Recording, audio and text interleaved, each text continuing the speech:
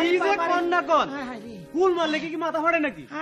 Chairman সাহেব তোর মা প্রিয় আনিস সাহেবের পৈতৃক বাড়ির পাশে হচ্ছে ওনার কবর, যেখানে উনি শায়িত। আমি এখন ওনার সাথে যাচ্ছি, কবরটা দেখব। এটা পুকুর পাড়ে পড়ছে। ওনার পৈতৃক বাড়ির আসার মুখে পুকুর পাড়ে হচ্ছে ওনার কবরটা।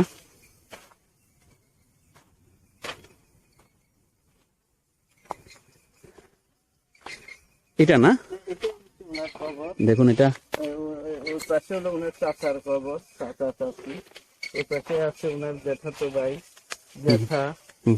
এগুলো হচ্ছে কবর। মানে পাশাপাশি, এক পাশে হচ্ছে ওনার চাচা, তারপরে এখানে হলো আনিস সাহেব, এটা হলো আনিস সাহেব।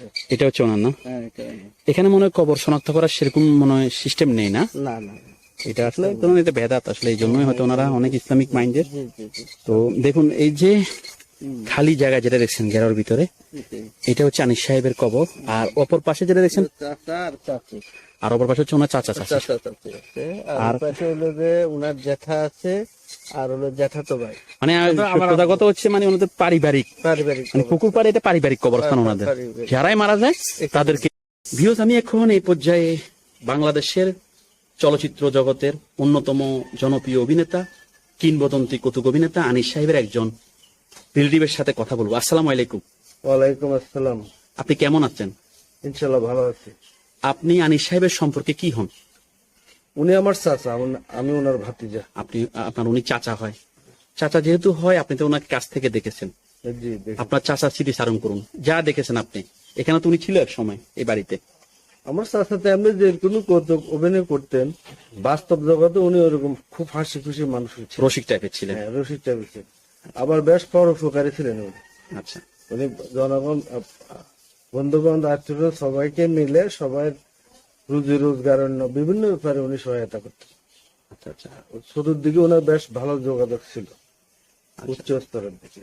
মানে ধরেন এলাকার কোনো কেউ যদি সমস্যা পড়তো, হ্যাঁ, সমস্যা হতো যে কোনো কাজে উনি সহায়তার হাত ধরাইতেন। ওনার সাধ্য অনুযায়ী উনি সাহায্য করতেন। এসব উদ্যোগ করতেনই, উনি পারতেন এগুলা। আচ্ছা, উনি তো ওনার সময় অনেক জনপ্রিয় একজন কৌতুক অভিনেতা এবং অভিনেতা। কৌতুক অভিনেতা একজন বলছে, কৌতুকটা বেশি করতেন উনি, কমেডি অভিনয় বেশি করতেন। তো উনি যখন এলাকায় আসতেন, যখন জীবিত ছিলেন, ওনাকে দেখার জন্য ওনার ভক্তরা কিরকম ভিড় করতো প্রায় গ্রামের লোক সবাই একত্রে আসতো দেখার জন্য। হ্যাঁ, সবাইকে তো উনি আবার পছন্দ করতেন, তো হ্যাঁ। আবার বেশ হাসি খুশি। হুম হুম। তখনও কৌতুক করতেন, আবার গ্রামে থাকতে উনি নাটক করতেন, এগুলাই করতেন। মানে মঞ্চ নাটক এগুলো করতেন, বা হ্যাঁ, এগুলো করতেন। এলাকার যদি লোকাল পর্যায়ে কোনো সবাই মিলে এগুলো আবার করাইতেন, শিখাইতেন, উৎসাহ দিতেন। উৎসাহ দিতেন। আবার উনার বড় ভাই তো কি করে এগুলোতে ছিল, প্রডিউসার ছিলেন। লুৎফুর রহমান। হ্যাঁ, প্রডিউসার। আচ্ছা, ওনার পরিবার নিয়ে বলুন, ওনার বাপ চাচা যতটুকু জানেন, বাবার সম্বন্ধে বা ওনার ভাইদের সম্বন্ধে আপনি ছোট করে বলুন। ওনার বাবা তো আমিনুর রহমান, অর্থাৎ আমার মেজো দাদা। আচ্ছা, উনি তো জলপাইগুড়িতে বিশেষ কোন কোম্পানিতে, ইন্ডিয়াতে যখন হ্যাঁ, অ্যাডভাইজার হিসেবে কাজ করতেন। বাবা বড় পর্যায়ে ছিলেন। উনি ভালো, কিন্তু ইংলিশের উপর বিরাট দক্ষতা ছিল। নবাবদের সাথে কথা বলার জন্য ওনাকে নিয়ে যেত।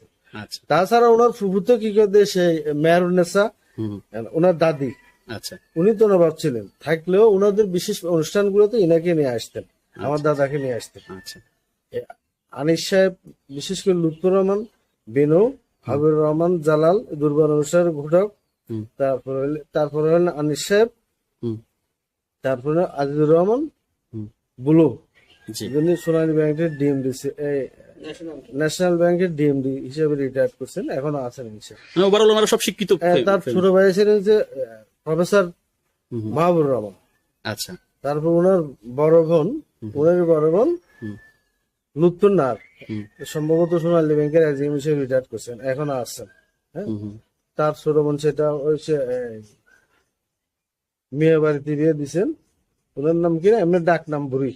আচ্ছা, আর আনিস সাহেবের ডাক নাম কিন্তু বুড়া। আচ্ছা, এটা মানে ওনাদের নিক নেম। হ্যাঁ, নিক নেম। আচ্ছা, আনিস সাহেবের ছেলে মেয়ে যদি বলতেন। আনিস সাহেবের 2 মেয়ে, ছেলে নাই। বড় মেয়ে যেটা, সেটা এখানে হয়েছে, তখন এখানেই উনি থাকতেন। আচ্ছা, এখান থেকে ওইটা হওয়ার পরেই সম্ভবত স্বামীবাগে উনি বাসা নিয়ে গেছে। আচ্ছা, মেয়েদের কি এখন বিয়ে হয়েছে সব? হ্যাঁ, বড় মেয়ে তো বিয়ে হয়েছে, মিনি এটার নাম। হুম, হুম, এটা নেক নেম, আমরা জানি না, ও তো আমেরিকাতে থাকে। আচ্ছা, আর ছোট মেয়ে হলো রিমি। আচ্ছা, আচ্ছা। আনিস সাহেবের ওয়াইফ কি এখন বেঁচে আছে? না, নিশা তো মারা গেছে, উনি রুইতিয়া বাড়ি, খালাতো বোন বিয়ে করছিল। এলাকাতেই না? হ্যাঁ, রুইতিয়া। আনিস সাহেবের তো অনেক ছোট মেয়ে, ছবি- আনিস সাহেবের ছোট মেয়ে যেটা রিমি, ওই যে ঈদের পর দিন আসছিল বাবার কবর জিয়ারত করার জন্য। জামাইশা, হ্যাঁ, আমাদের সালাম টালাম করে গেছে, জিয়ারত করে গেছে, আবার আসবে বলছে। আচ্ছা, আনিস সাহেবের তো অনেক ছবি, অনেক নাটক, বিজ্ঞাপনও আছে ওনার, এবং ইত্যাদিতে উনি বিশেষ বিশেষ রোল প্লে করতেন, ছোট ছোট ক্যারেক্টার। আপনার এই মুহূর্তে কোনো একটা নাটক বা ছবির কথা মনে পড়ছে যে এটা খুব ভালো লাগছে দেখে, বা বলতে পারবেন ভাই এটা খুব ঠিক পছন্দ? নাম বলতে পারবো না, একটা জি। কথা খেয়াল আছে, এই যে দেখ ওই আমাদের জলাশয়ে সাদা সাদা বক আছে, হ্যাঁ, এই বক গুলো ধরতে মারতে খুবই আরাম, খুবই ভালো, এবং খাইতেও খুব ভালো। আচ্ছা, আনিস সাহেব তো আপনার যেহেতু চাচা, আপনি জানেন কিনা জানি না, জিজ্ঞেস করবো আমি, উনি কি প্রথম থেকে তো আর অভিনেতা ছিলেন না, কিভাবে অভিনেতা আসলেন এগুলো জানেন? ওনার পড়াশোনা কোথায়, প্রাথমিক শিক্ষাটা কোথায়? প্রথমে শিখেটা ওনার প্রায় ক্যালকাটাতেই কিছুটা, ইন্ডিয়াতে? ক্যালকাটা না, এটা কি না, জলপাইগুড়ি, যেখানে বাবা চাকরি করতেন। হ্যাঁ, জলপাইগুড়ি। তো ওইখান থেকে উনি আসে এখানে বল্লভপুর স্কুলে ভর্তি হলো। হ্যাঁ। স্কুলে ভর্তি হয়ে এখানে নাটক, তারপরে এই মানে বল্লভপুরে আসার পর উনি নাটকের দিকে ঝুঁকে যান। এই স্কুলের থেকে নাটক, তারপরে আর এই ধরনের অনুষ্ঠান নিয়ে জড়িত হয়ে, বা উনি পড়ালেখা আর খুব একটা বিশেষ করে নাই। এরপরে কিভাবে সম্ভবত আজিম সুজাতার সাথে ওনার এবং রাজ্জাক এদের সাথে ভালো সম্পর্ক হয়, এদের সাথে সেখানে জড়িত হয়ে গেছে। আর অথবা অন্য কিভাবে আমি পুরাটা বলতে পারবো না। এবং ইনারা সবাই কিন্তু এই বাড়িতে এখানে এসেছেন, এই বাড়িতে। জি, রাজ্জাক, শাবানা, আজিম, সুজাতা, আরো কে কে, আমরা তো তখন ছোট ছিলাম, তো তখন সেভাবে তো আর চিনতেন না, এই যুদ্ধের পর এটা। যুদ্ধের পরে। জি। তো আপনি তো অনেক সুন্দর করে আমাদের এই যে কিংবদন্তি কৌতুক অভিনেতা আনিস সাহেব সম্বন্ধে অনেক ইনফরমেশন দিলেন, যেটা আমার মারফতে দর্শকরা জানলো। আমি এখন এই ভিডিও শেষ পর্যায়ে আছি। এই ভিডিও আনিস সাহেবের অগণিত ভক্তদের নিকট যাবে, তাদের নিকট কি আপনার কিছু বলার আছে শেষ পর্যায়ে, যদি কিছু বলতেন? তাদের নিকট আমার বিশেষ বলার আছে, উনি শেষ জীবনে যেটা চেয়ে গেছেন আর কি, উনি এই নাটক, তবে সিনেমা, এগুলো সবগুলা বাদ দিয়ে কিন্তু ছেড়ে দিয়েছিলেন একদম? সবগুলা ছেড়ে দিয়ে বছর পানির মতো শুধু মসজিদে পড়ে থাকতেন। মাশাআল্লাহ।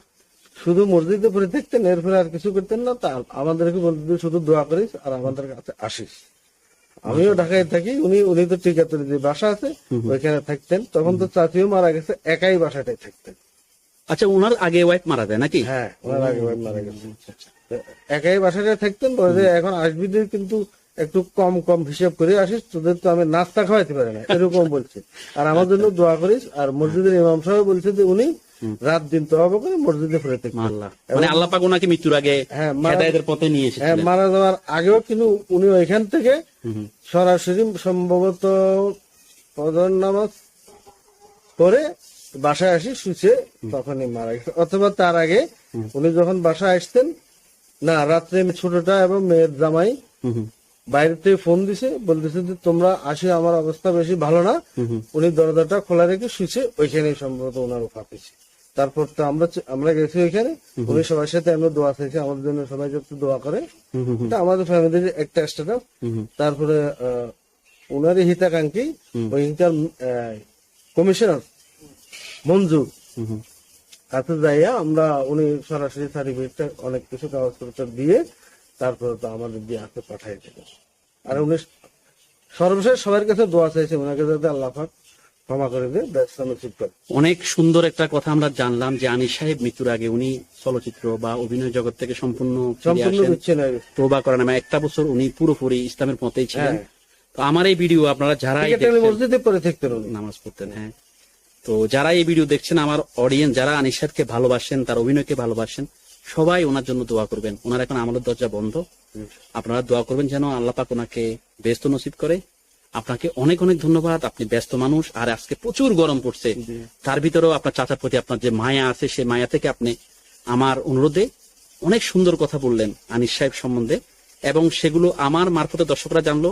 সেজন্য আপনাকে আমার চ্যানেল জাকির ফরাত ব্লগ চ্যানেলের পক্ষ থেকে অনেক অনেক ধন্যবাদ। আপনি ভালো থাকবেন। আসসালামু আলাইকুম। ওয়ালাইকুম আসসালাম। আপনাদের সবাইকে ধন্যবাদ, দর্শককে ধন্যবাদ, দর্শক সবাইকে আমার সালাম। অনেক ধন্যবাদ। ভিউয়ার্স, এখানে শুয়ে আছেন আমাদের বাংলাদেশের চলচ্চিত্র ও নাট্য জগতের কিংবদন্তি কৌতুক অভিনেতা আনিস সাহেব।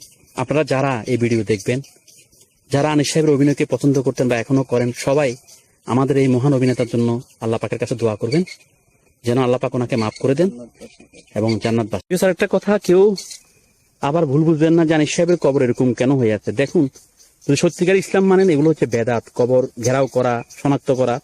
ওনারা চাইলে কিন্তু সেটা পারে, কিন্তু এই জন্য ওনারা এখানে সত্যিকার অর্থে কোনো বেদাত করতে রাজি নেই। কবর যেভাবে থাকার সেভাবে আছে। কবরকে যদি আপনার টাইলস করেন, ঘেরাও করেন, সেটা ইসলামে জায়েজ নেই না ভাইয়া। সেই জন্য তো মূলত, আর তো কিছু না। এটাই মূলত। জি।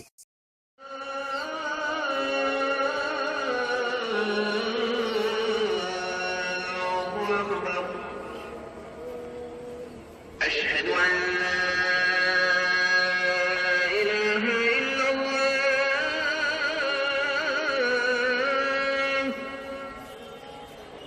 أشهد أن لا